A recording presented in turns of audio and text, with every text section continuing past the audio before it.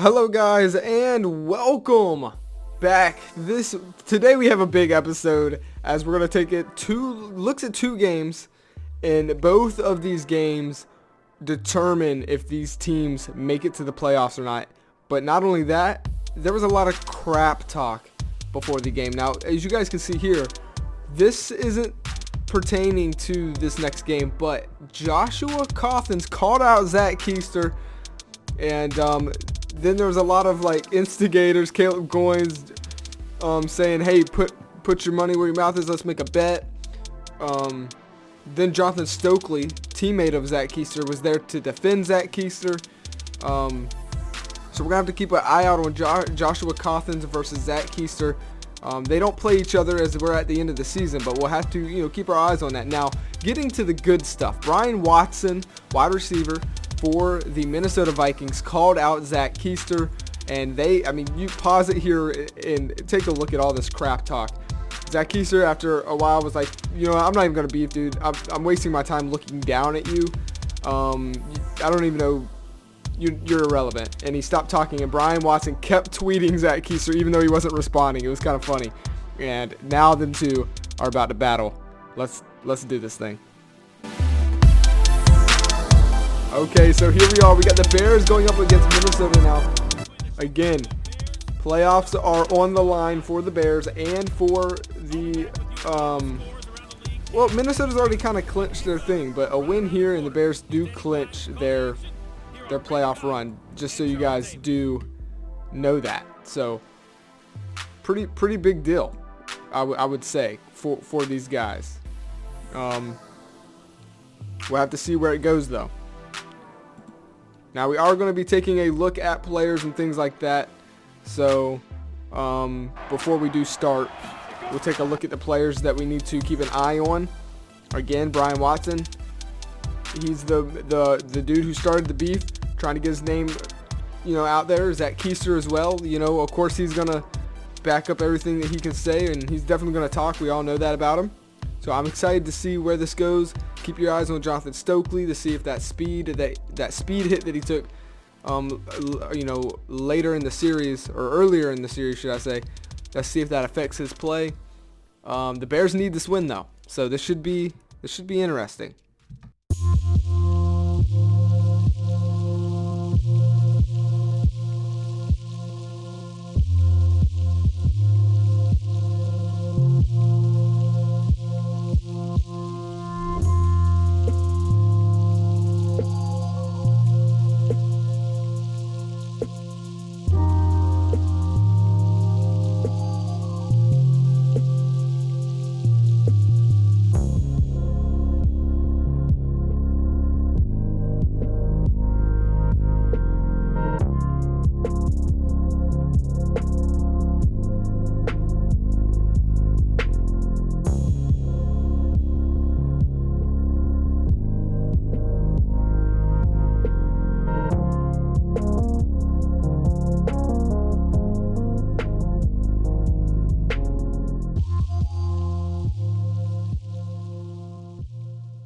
All right, here we go. First play, handoff, but there's a flag, and it's Zach Keister bulldozing for a few yards, but there is a flag on the play, so we'll have to keep that on. It's on the defense here. It looks like it's offsides, so they catch him off count there.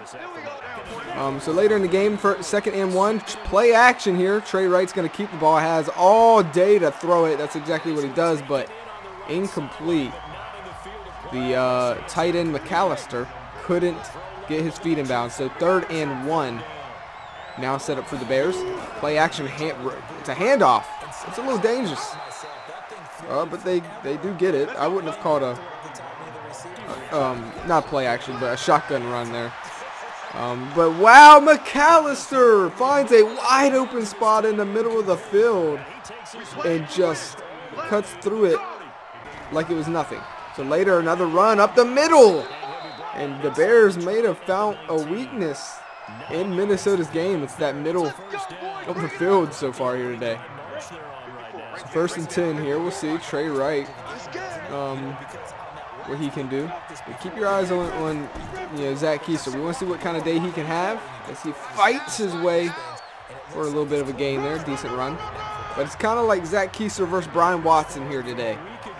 Brian Watson coming here, trying to take shots at Zach Keister in his game. We'll see if he can back it up. He was demanding a trade from his Minnesota Vikings. He's lucky to have a spot on the starting lineup here today. And that's a catch and touchdown, Chicago! But there's a flag. But yeah, so the wide receiver Brian Watson demanded a trade, and then he demanded to go to the Eagles. Not too sure the kid, you know, I don't think he knows how it works, but you know Zach Keister. Jonathan Stokely! What a catch on third down, trying to keep the drive alive. Look, a lot of people said his career was over after he lost that speed during that challenge earlier in the season, and it's a touchdown, Chicago on the opening drive. A lot of people said Jonathan Stokely, his career was over, but right here, I think this is the game where he can prove that he's still in this league. He's still got it in him. Just because he ain't the fastest anymore doesn't mean he ain't a threat. That was a big catch, and because he caught that ball, the Chicago Bears are now up by 7. But anyways, back to, you know, Brian Watson, he was demanding a trade to the Eagles. I don't think the kid knows how the NFL works and that he's just a player and he can't just decide where he goes. And he'll be lucky to see if he even has a starting spot on this lineup next year. So we'll see what happens there. On 3rd and 5, it's almost intercepted, and the Chicago Bears so far are dominating. They're looking good. And guys, man, this is an awesome episode. These are big games. I don't know if you guys realize how big of games these are. These are big freaking games right now. This game and the next game are going to be very, very important. As I take a sip of my coffee right there, it's a 35-yard bust up the middle, breaks a room and finds room. 35-yard rushing touchdown by Zach Keister. So here we go. Later in the game, Minnesota would have the ball. They're driving down the field, 2nd and 17, 3rd and 17, and it's a 20-yard bomb to Brian, none other than Brian freaking Watson. Is this a 1v1 right now? It's like, this is 3-yard touchdown by Brian Watson, reception right there, 14-7. Later in the game, Chicago would get the ball back, driving down the field once again. Minnesota cannot stop them, it seems like. 3rd and 10, 21-yard touchdown. Is that a touchdown pass to 21? Zach Keister comes right back out and says, dude, I can catch the ball too. You're not good. I can do more than you. I can run and catch it. There's 2 touchdowns already on my name. Let's see what you got, young kid. Since you want to have a name for yourself, answer that. And oh no, a turnover it looked like. This game's crazy. This game is crazy. Let's just slow it down because that is exactly what Minnesota needs. It's 24-7 right now. Do you guys realize that? 2 touchdowns by Zach Keister, make it 14-0. Then Brian Watson answers. I mean, this has been a crazy game. And Minnesota, you know, goes into the locker room saying, hey, let's just slow down the pace of this game. Let's not worry about the score right now. We got to slow down because they are running the tempo of this game. Let's control the tempo ourselves by slowing down. Let's not make any mistakes. Let's play our football. 24-7, we'll see what Casey Woods can do. Play action. Has time. Going down the field. Deep bomb. It's hit. He gets hit twice and drops the ball. He really needed that, but he gets cracked. 3rd and 6, and that could have changed the momentum of this game. But good secondary by Chicago has been the story of this game so far today. Casey Woods steps back, finds room up the middle right there. Is Alex Parnish, I believe, with the catch there, keeping the drive alive. And Alex Harnish is the name. That is a subscriber. Single back formation, man in motion. It's a play action. Oh, it's a fake handoff, and then that's going nowhere. Almost stripped out, but he holds on to the ball. Rico Mayo Jr. Him and Casey Woods do not have the best chemistry, as Casey Woods just doesn't really appreciate his running back out there.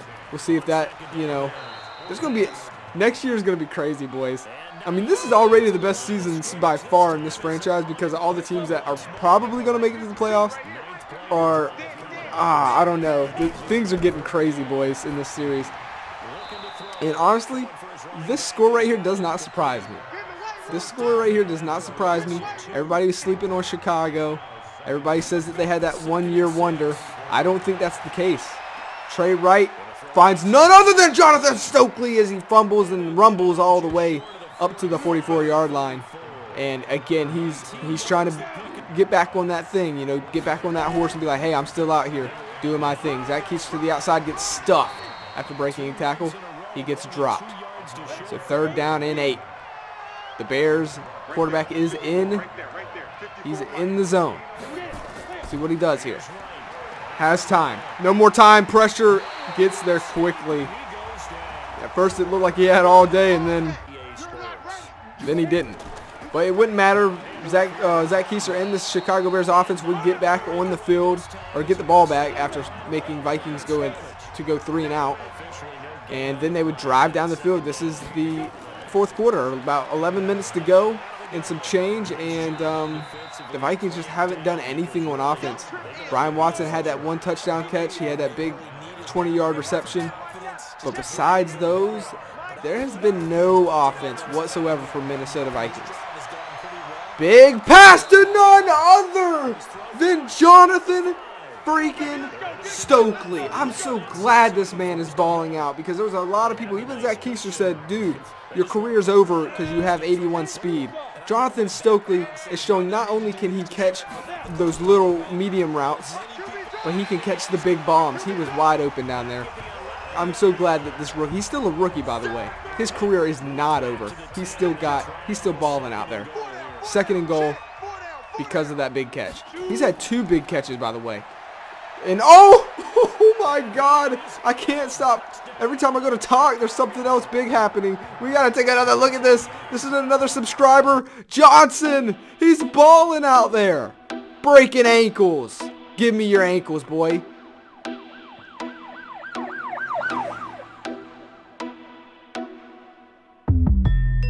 So there it is. Game number 1. Minnesota Vikings actually kind of got me a little nervous. Probably got the Bears a little nervous in trash time. They ended up kind of trying to make this game a little closer, as you can see. 31-21 is the score with a little more than 2 minutes left. You know, if you're the Bears, you gotta play a little safer. You know, try and run that clock out a little more, which they finally end up doing, and it finally ends up being 31-23. But I'm going to be honest with you. This game does actually not surprise me, man, with just the bad chemistry in Minnesota, with Casey Woods trying to get another running back out there. Rico Mayo Jr., you know, he doesn't really like that. You got Brian Watson, this guy who's, you know, trying to make a name for himself, but you're on a team that has already so many veteran subscriber wide receivers. It's like, you know, you kind of got to try and fit in, and no subscribers on defense. Minnesota is a strong team, don't get me wrong, but the chemistry, I'll take a decent team as far as skill with amazing chemistry over a team that's really good that has no chemistry. I think the Bears, not only do they have a good, strong squad, but they have chemistry. And we all know that this could be the last year where we see the Bears all together like this. If Zach Keister decides to leave, I think he's really going to crush this franchise, because a lot of people will leave. But moving on to the next game, we got none other than the Dallas freaking Cowboys going up against the Miami Dolphins. Now, I know. We just watched the Miami Dolphins, but this is the biggest game of the week, as Miami needs this win, as they stand at, I believe, 8-6, and they have the New England Patriots right behind them at 7-7. And then for the Dallas Cowboys, they are 9-5.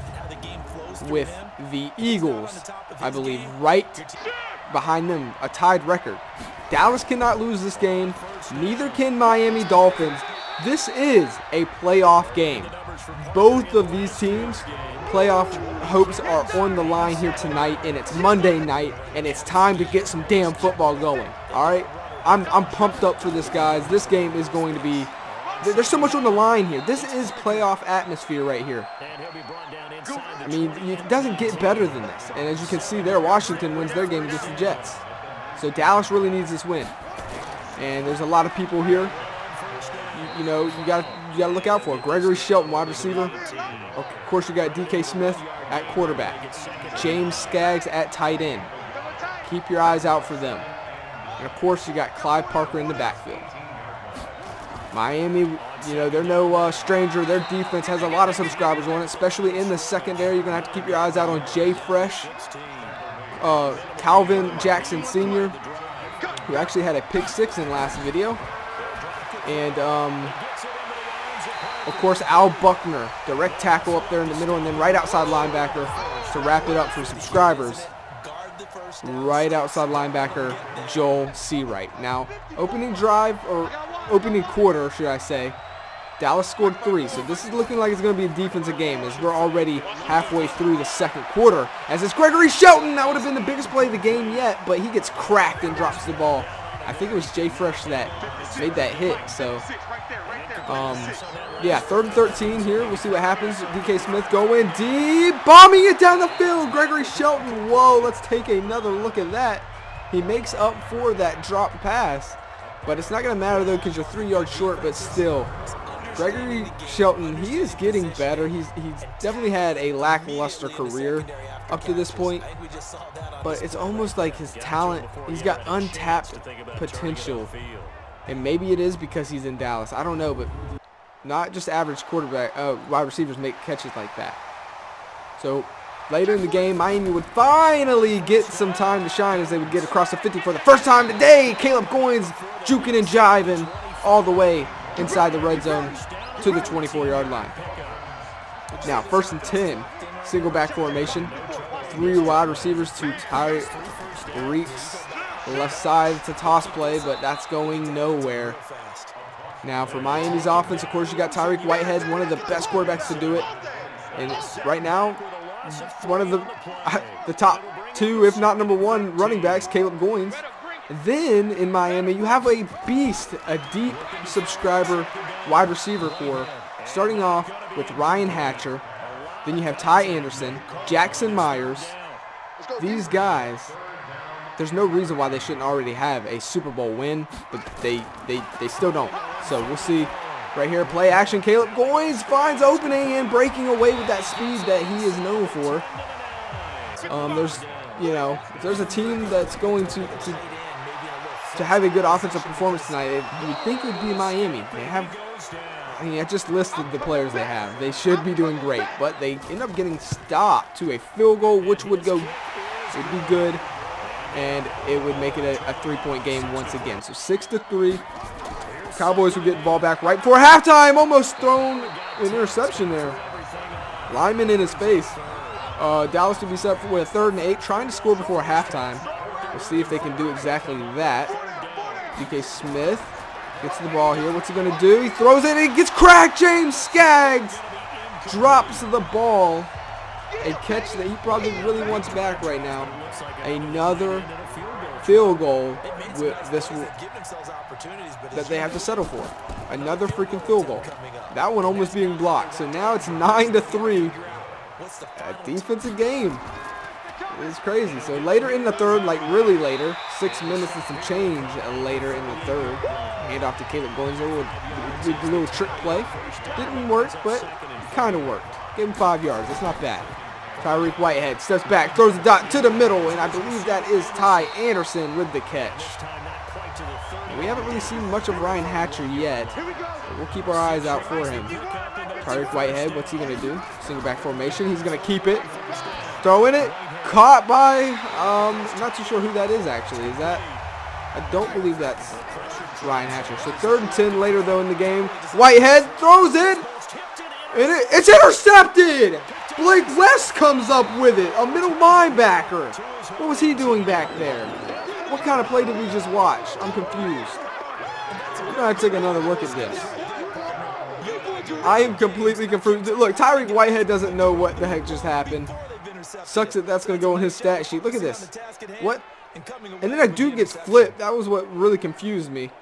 I mean, Blake West shows that freaking awareness. But it wouldn't matter, though, so good luck for Miami, or good news for Miami. They would go 3 and out. They'd punt the ball, and then Miami would get the ball back, and they'd be in very good position, basically where they left off. So And that's good. Their defense is keeping them in this game. They only have 3 freaking points. And it's basically been 3 quarters played. And a nice evasion right there by Caleb Goins as Jake came in there. He's trying to crack him there. That probably would have made him fumble it. Good thing he was able to avoid that hit. 2nd and 5, another handoff. Caleb Goins this time. The big boy says no. So 3rd and 3 now. Tyreek in shotgun formation. Probably going to be a pass as Caleb Goins looks tired out there. It's a check down pass. It's going to work to his tight end. Whitehead has struggled here today. He's not had a good game at all. And he's trying to make up for it. 1st and 10. This is the chance to do it. Give your team the lead. Whitehead steps back. What's he going to do? He's going to go down the middle. That's Jackson Myers, subscriber right there. And did you see Caleb Goins, man? What an effort. Out there trying to block for his wide receiver. 2nd and 2 now. And it's definitely a run up the middle. And it's, whoa! Gets cracked. Number 20 comes in flying. That was actually Brown with the handoff. Or with the carry. That wasn't Caleb Goins.